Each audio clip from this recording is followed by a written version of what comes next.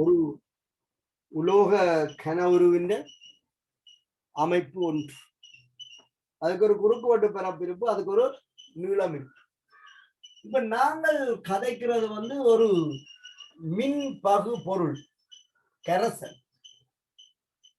ஆகவே இந்த மின்பகு பொருளுக்கும் ஒரு உலோக கனவுருவை ஒத்த ஒரு கரைசலை கருதி கொள்ள முடியும். ஒரு மின்பகு பொருளுக்குள்ள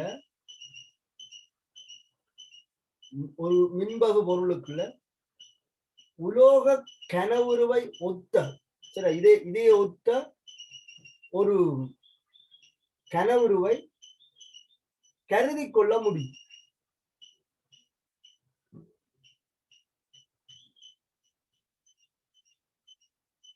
இங்க கனவுரு எப்படி கருதப்பட போகுதுன்னு சொன்னால், 2 மின்வாய்கள் பயன்படுத்தப்படும். மின்வாயில தகடாக இதை எடுத்துக்கொள்ளும். ஒரு மின்வாயுடைய தகடாக எடுத்துக்கொள்ளும். இது இன்னொரு மின்வாயினுடைய தகடு.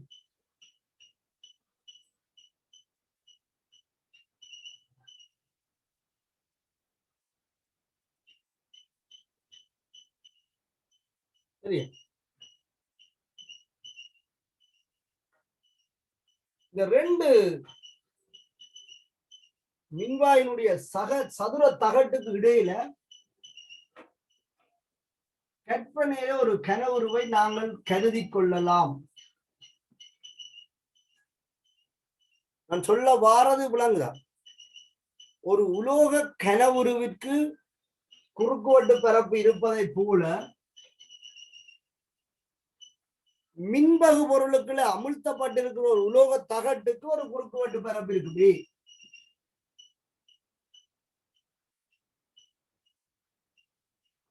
ரெண்டு குறுக்குவெட்டு பரப்புகளுக்கு இடப்பட்ட நீளத்தை ஒரு உலோக கனவுருவில் எல் என்று எடுத்துக்கொண்டோம்.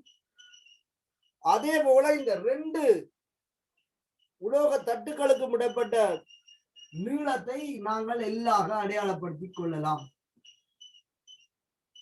அதாவது ஒரு கனவுருவை ஒத்த மின்பகு பொருள், இது அமைப்பு 2ஆக அடையாளப்படுத்திக் கொள்ளும்.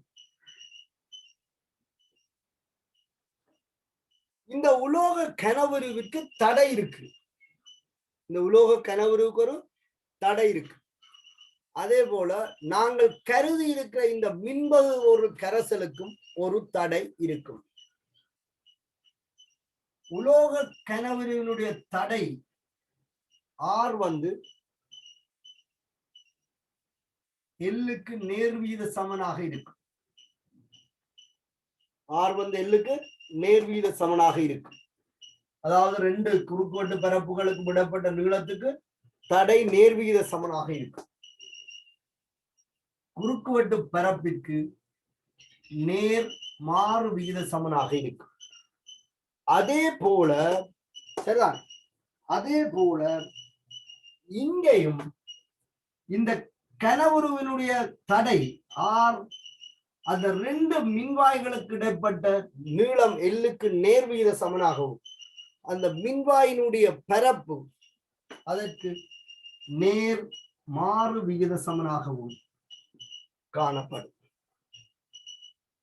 இது ஒரு உலோக கனவுரு. இதே உலோக கனவுரு ஒத்த மின்பக பொருள் கரைசல். இங்க இடைவெளி எல்லாம் உலோகத்தால் ஆக்கப்பட்டிருக்கு, இங்க திரவத்தால் தான் ஆக்கப்பட்டிருக்கு. இந்த 2 மின்வாய் தட்டுகளுக்கு இடையில திரவம் தான் இருக்கு. அதான் எல்லாமே டாட் லைன்ல போட்டிருக்கு. இந்த 2 தான் தட்டு. இது ஒரு பகுதி, இது இன்னொரு பகுதி. இது ஒரு தகடு, இது இன்னொரு தகடு. இந்த 2 தகட்டுக்கும் இடையில எல் நீளமுடைய மின்பகு பொருள் காணப்படுது. இங்க நாங்கள் ஆர் சமன் ஆர் நேர்வு சமன் எல் என்றும் ஆர் நேர் சமன் ஒன்றின் கீழ் என்றும் குறிப்பிடுவது போல இங்கேயும் ஆர் நேர்வு சமன் எல் ஆர் நேர் சமன் ஒன்றின் கீழ் என்று குறிப்பிடலாம். அப்ப இதுல இருந்து ஆர் நேர்வீத சமன் எல் ஓவர் ஏ என்று எழுதலாம். இங்கேயும் ஆர் நேர்வீத சமன் எல் ஓவர் ஏ என்று எழுதலாம். இந்த சமநிலையை சமனாக மாற்றுவதற்கு ஒரு மாறிலியால பெருக்கும். அந்த மாறிலி ரோ. ஆர் சமன் ரோ L over E. தட்டடை அல்லது தடைத்திறன் என்று சொல்லிக் கொள்ளும். R சமன் ரோ L over E. இங்கேயும் R சமன்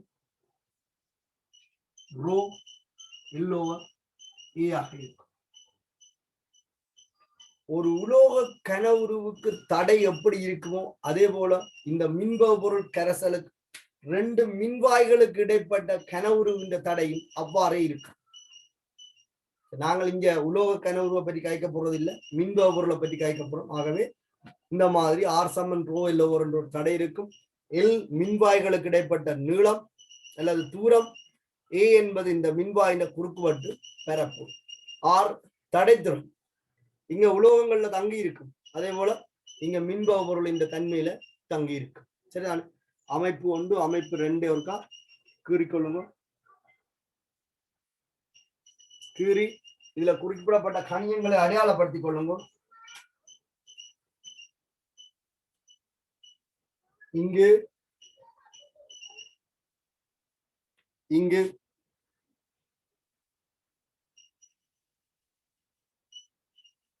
R என்பது தடை, தடையினுடைய அலகு ஓம். அலகையும் பக்கத்துல போட்டுக் கொள்ளுங்க. தடையினுடைய அலகு ஓம். எல்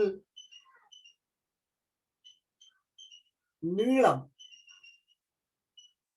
நீளத்தினுடைய அலகு மீட்டர். உலோக குற்றி என்றால் நீளம், மின்பகு கரைசல்ல மின்வாய்களுக்கு இடைப்பட்ட தூரம்.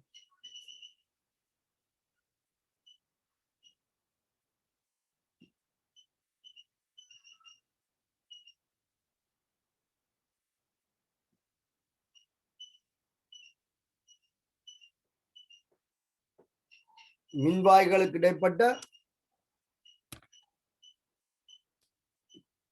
தூரம், நீளத்தின் அலகு எல். அடுத்தது ஏ வந்து குறுக்குவெட்டு பரப்பு,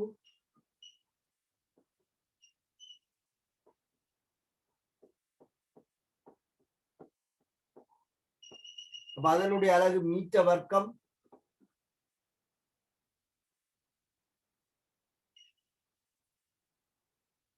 இது மின்வாயின் பரப்பளவாக இருக்கும்.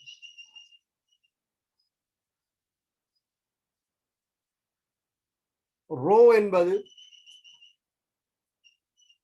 ரோ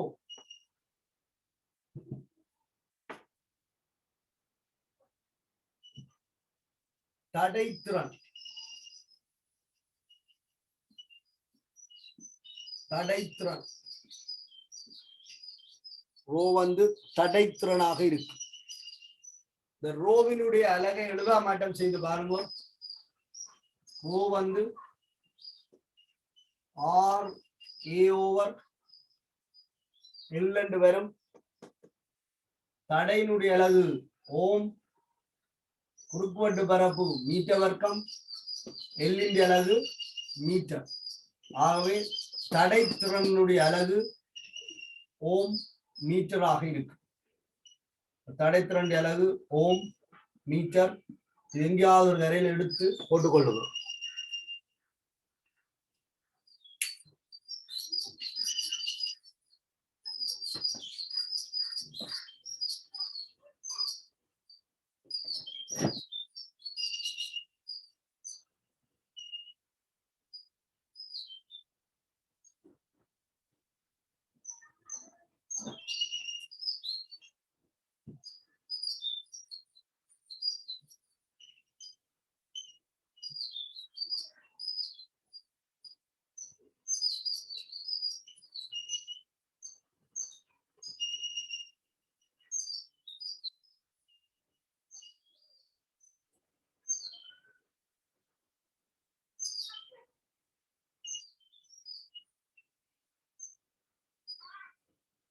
சரியா?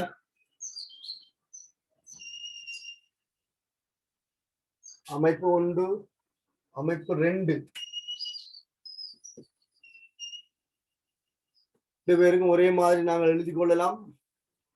ரெண்டையுமே நாங்கள் ஒன்றாக கருதுறோம்ன்றதுக்காண்டி தான் இந்த ரெண்டு படத்தையும் ஒன்றா கம்பேர் பண்ணியிருக்கு. ஒரு உலோக கனவுருக்கு எப்படி நடத்த இருக்குமோ அதே மாதிரி தான் ஒரு மின்ப பொருள் கரைசல் நடத்தையும் கருதப்படுது. இதுல குறிப்பிடப்பட்ட பௌதிக கணியங்கள் ரெண்டு மிக பொதுவானது. தடைத்திறன் ஓம் மீட்டர், தடைத்திறனுடைய அலகு ஓம் மீட்டர்.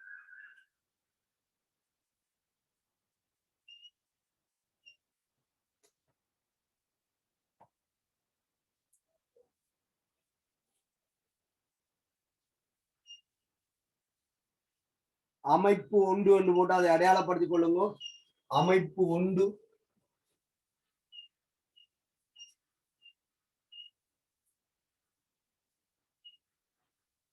அமைப்பு ஒன்று என்று போட்டு அடையாளப்படுத்திக் கொள்ளுங்க.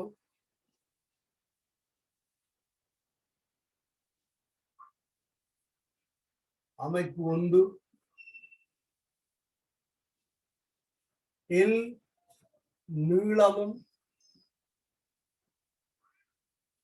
எல் நீளமும் ஏ குறுக்குவெட்டு பரப்பு முடிய ஏ குறுக்குவெட்டு பரப்பு முடிய எல் நீளமும் ஏ குறுக்குவெட்டு பரப்பு முடிய உலோக கனவுரு, உலோக கனவுரு இதான் அமைப்பு உண்டு. எல் நீளமும் ஏ குறுக்குவெட்டு பரப்பு முடிய உலோக கனவுரு.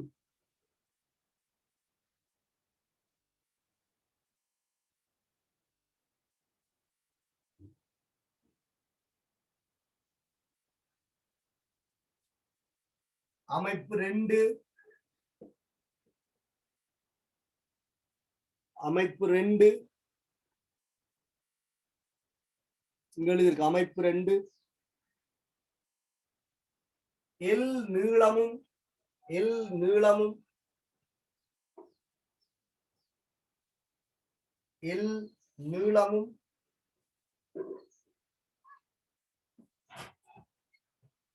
ஏ குறுக்குவெட்டு பரப்பு, ஏ குறுக்குவெட்டு பரப்பும் உடைய எல் நீளமும் ஏ குறுக்குவெட்டு பரப்பு முடிய உலோக கனவுருவை ஒத்த, உலோக கனவுருவை ஒத்த, உலோக கனவுருவை ஒத்த, உலோக கனவுருவை ஒத்த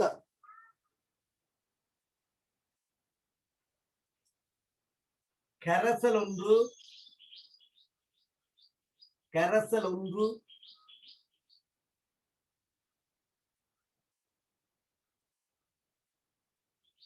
கரைசல் ஒன்று இரண்டு மின்வாய்களுக்கு இடையில், இரண்டு மின்வாய்களுக்கு இடையில்,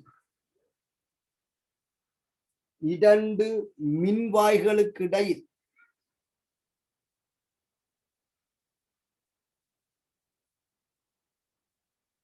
கற்பனை செய்யப்பட்டுள்ளது.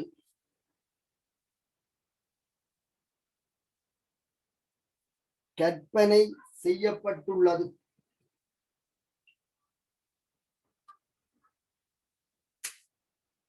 அமைப்பு ஒன்றுல உலோக கனவுரு இருக்கு, அமைப்பு ரெண்டுல உலோக கனவுருவை ஒத்த ஒரு மின்ப பொருள் கற்பனை.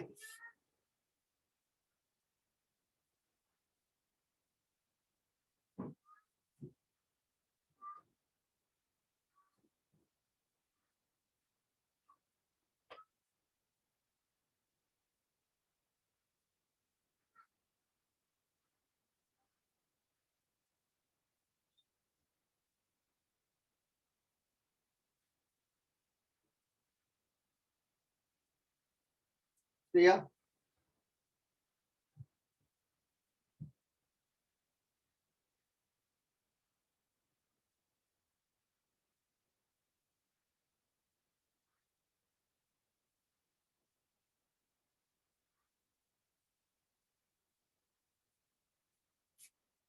இதுல எங்களுக்கு தடையண்டா என்ன,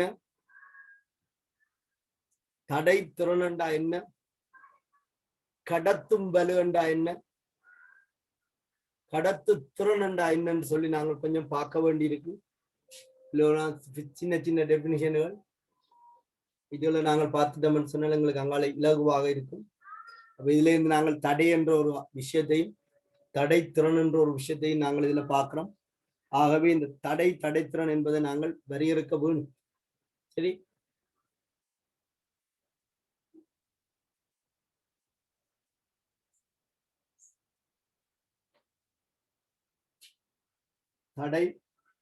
தடைத்திறன், கடத்தும் வலு, கடத்துத்திறன் போன்ற சொற்பதங்களை நாங்கள் வரையறுக்க வேணும். அளிக்கிறேன்.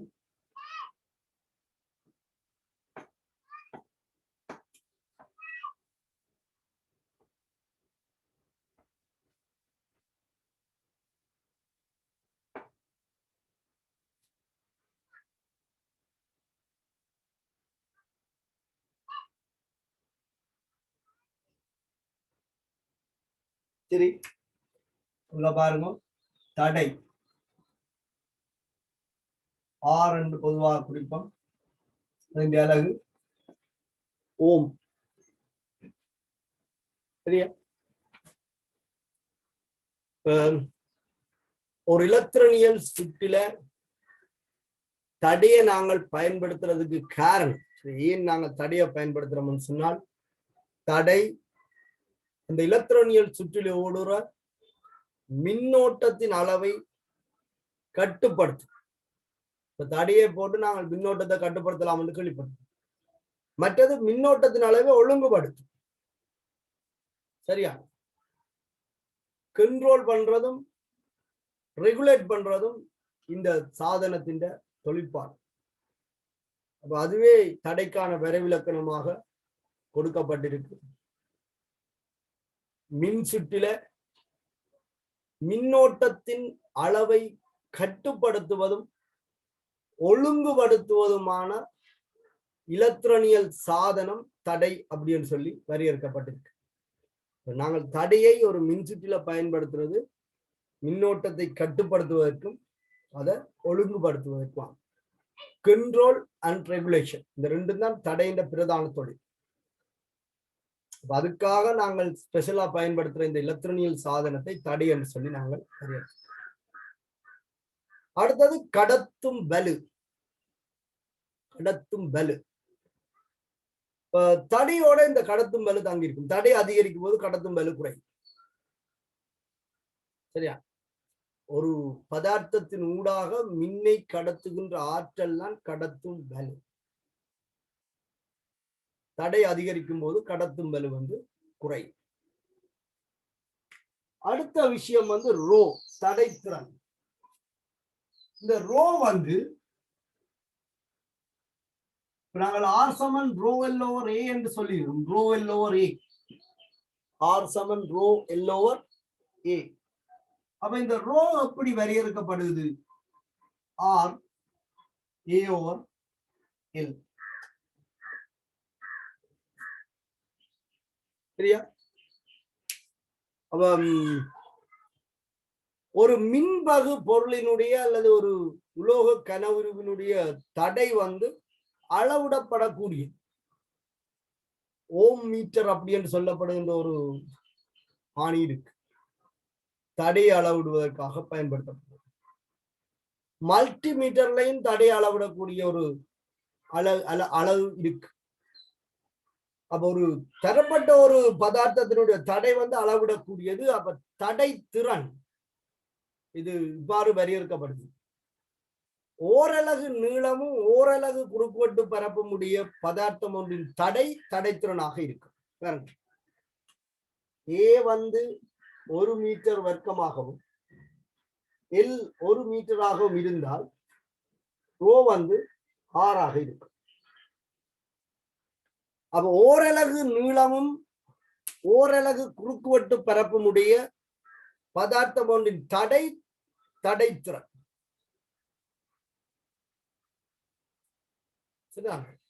இந்த தடைத்திறன் அலகு நான் ஏற்கனவே சொன்னது போல ஓம் மீட்டராக இருக்கு.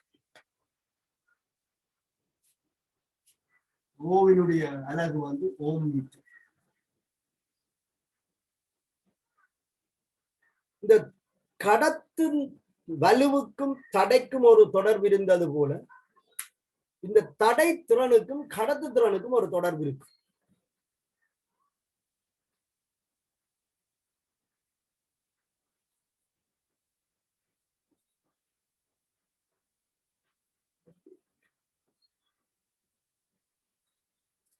கடத்து திறன்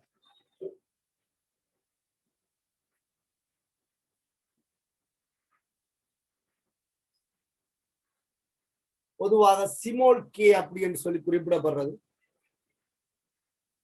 அதாவது தடைத்திறனின் நிகர்மாறு கடத்து திறன்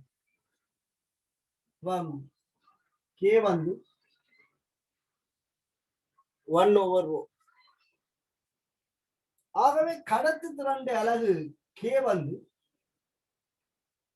1/ρ அலகு ஓம் மீட்டர். அப்போ ஓம் -1 மீட்டர் -1 ஆக இருக்கு. கடத்து திறனுடைய அலகு ஓம் -1 மீட்டர் -1 ஆக இருக்கு. தடை திறனின் நிகர்மாறு கடத்து. அப்ப அது உலோக கனவுருவா இருக்கலாம் அல்லது ஒரு மின்பக பொருளாக இருக்கலாம். அதன் கடத்து திறன் வந்து தடைத்திறன் என்ற நிகர்மாறு. இந்த ஓம் -1 என்பது உதாரணத்துக்கு செகண்ட் -1 நாங்கள் ஹெர்ட்ஸ் அந்த மாதிரி சொன்னாங்க. அதிர்வெண்ணில செகண்ட் -1 ஹெர்ட்ஸ் என்று சொல்லி ஹெட்செட் என்று ஒரு அளவு உண்டு. அதே போல ஓம் -1 என்ற ஒரு கணியத்துக்கு பதிலாக